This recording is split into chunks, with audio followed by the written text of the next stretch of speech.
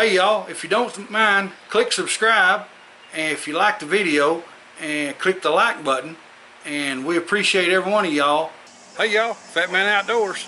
We're about to start the next step in building our tag-along deer blind.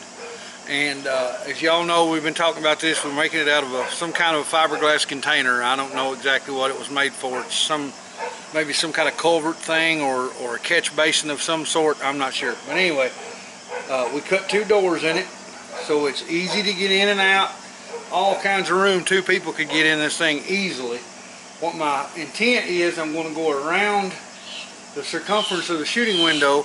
I'm going to put the pipe insulation that you can buy, the round pipe insulation that looks like a pool noodle, and I'm going to wrap those in camouflage cloth and then use black zip ties and zip tie it to the doors and the sides and the top, so that you'll have a quiet cushion for you to shoot off of, and you won't have sharp edges that you might bump into when you get into it.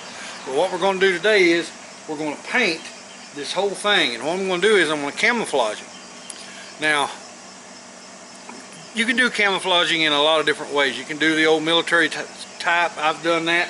Just get you a pencil or a marker, go all over it, making just crazy obtuse shapes, and make sure that you write in the shape, what color you want to put, black, brown, green, whatever you want to put in it, so that you don't have 2 places that you're going to be getting the same color together and have a huge big blob. But what I'm going to do is I'm going to use natural foliage, and I'm going to make a camo pattern on this that will look like stuff that will be in a fence row or in a tree line where you might put the blind, so it'll kind of blend in a little bit better. And even with this, like an aqua green or whatever kind of color this is, I don't know, it's like a really light green, we're going to use part of that, so it'll give us some depth. And how you get depth by doing this is layers. You'll take one piece of foliage with one color, and then over that or close to it another piece of foliage with a different color and different patterns, and I'll show you how I do all that. But first, let's take a look at all the stuff we're going to use while we're painting. Okay, so you can see here we've got several different colors of paint. I've got a couple different shades of black paint, as in paint that is flat, paint that is satin. I've got a brown, I've got a darker green. I didn't get a lighter green because I've already got the green on the lighter green shade that I can use is already the color of the container. I've got one of these little guys right here. This little spray deal is an awesome little tool. We made a little short video about this, telling you where you can get it, how much it costs, and how to use them. So handy. It'll make it a lot less fatigue when you're doing it. Now, I've also got foliage. These are just branches off trees that I've broken off right here at the house. Just walked over to a tree and snapped a little piece of branch off. And what I'm going to do is I'm going to use these held right up against the container and spray, and it'll give me the shadow pattern of whatever I'm holding up against it. You'll see how that's going to work in a minute. So let's get to it. Okay, I'm going to start off with one of my black colors, because I just, to me, I feel like it looks more realistic if the black's going first, because when you get your depth is from, or where you get your depth picture from is from different layers. So if I put the black in the back, then that's going to appear as a better shadow than if I put it over the color. So all I'll do is lay that on there.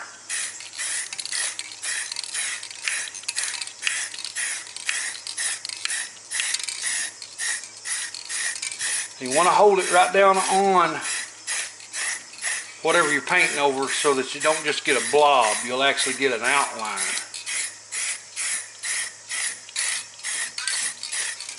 Okay, now that's a pretty good shadow. I'll do the same thing over here. And you can thin them out to where you can get a better definition, and I probably will thin this one out here in a few minutes when I go to change what I'm going to, the pattern that I'm wanting to do with that. Oh, this is going to make a really good shadowed back, yeah.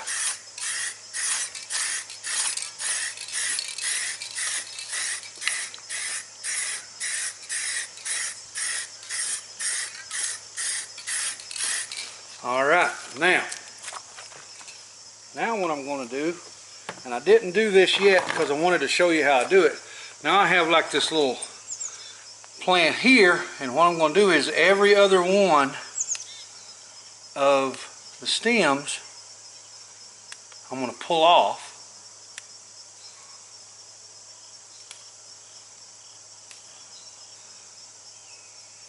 So that I still get the definition of the plant, but I got a lot more area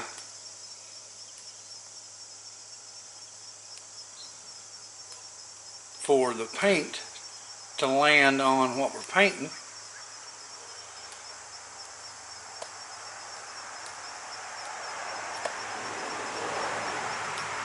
Yeah, this is going to look real nice.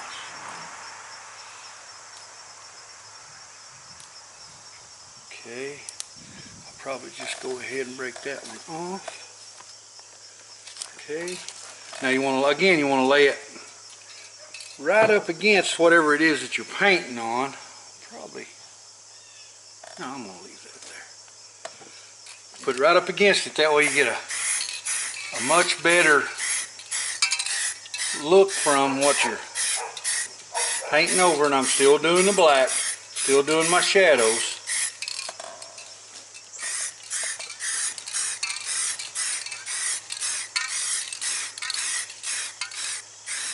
You want to try to keep it as still as you can while you're doing your painting, because if you don't, then you're just going to cover up the areas that you're trying to get a shadow from, and that way all you're going to do is just get a big blob. You don't want that. Alright, now I'm going to switch colors. Now I'm going to go to my green. That's already starting to look like a really good shadow pattern that you can see there. And when I add this green into it, it's really going to make that pop. And it's really going to look like it's kind of deep. The color is going to look like it's an area that has a lot of depth to it. Okay, I'm going to thin this out just a little. Alright, I'm going to actually take that one off as well. Thin that down just a little bit. It's just stuff you have to, it's trial and error kind of for what you like.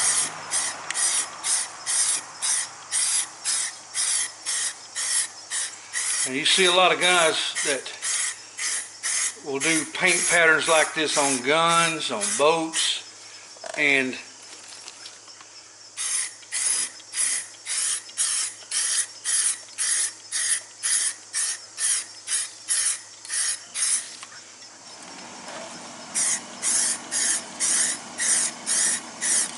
put a little time into it and it really looks good. Alright. Now I'm going to remove some of the leaves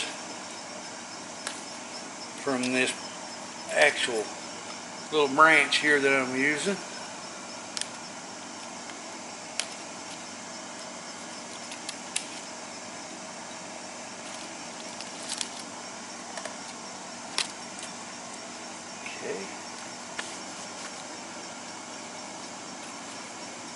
Then I'm going to switch to a brown,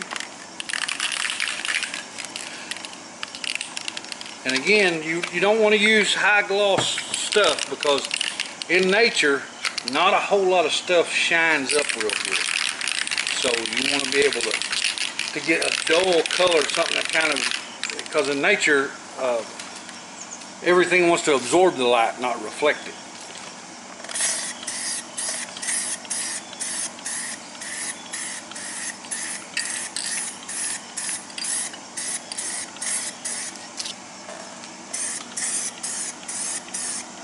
This is going to give a real good pattern for fall time, and that'll be my use for it during deer season.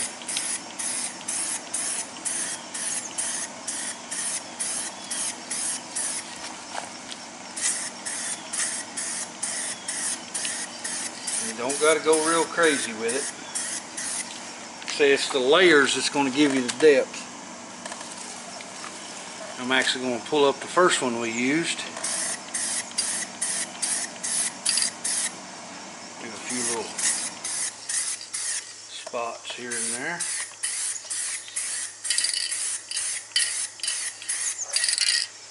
So now you're getting a real good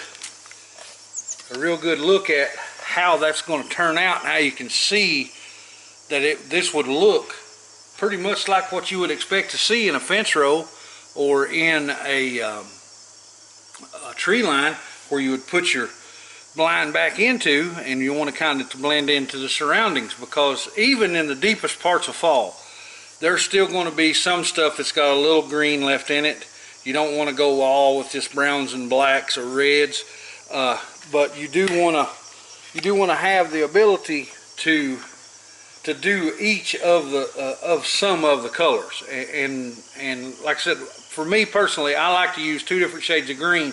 So I actually left the shade of green that was on the container already, and then this deeper shade of green that you see here, and it kind of gives it more contrast. And with the light shining on it now, it even looks like it's kind of, the colors are just playing like you would think depth in a fence row. So guys, I hope that gives you an idea of what I'm trying to do here, and when we get it all done, I'll do a little short video of showing the paint job when it's finished, and y'all let me know what you think. Well, alright y'all, we got her all painted up.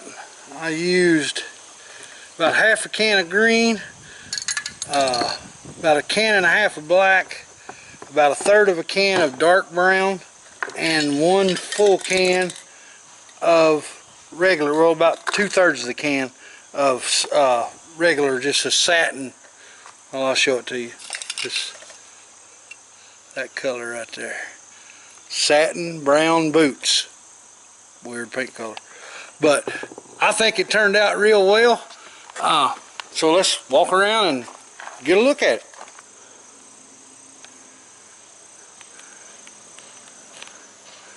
Now the next step will be putting my foam around the shooting window and putting up my camouflage screen that I have that's see-through, and it's camo that come out of a fold-up hunting blind that didn't survive.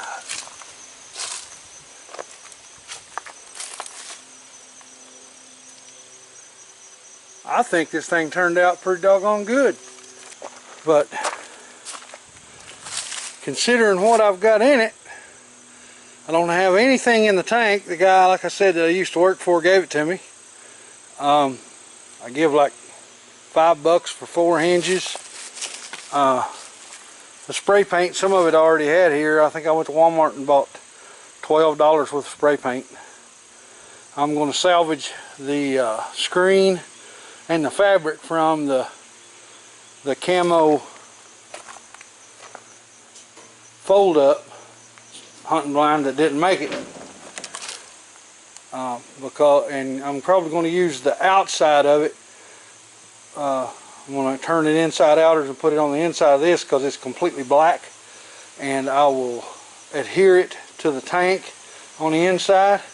Show you guys how much room's in there. Now I'm 6'4" and I'm 400 pounds, and you can see I'm not taking up anywhere near all the space. 2 people could get in this thing, no problem. No problem. And I've got all kinds of head space. It's at least 7 foot tall on the inside. But the one thing I am worried about, get back out of here where I can talk to you.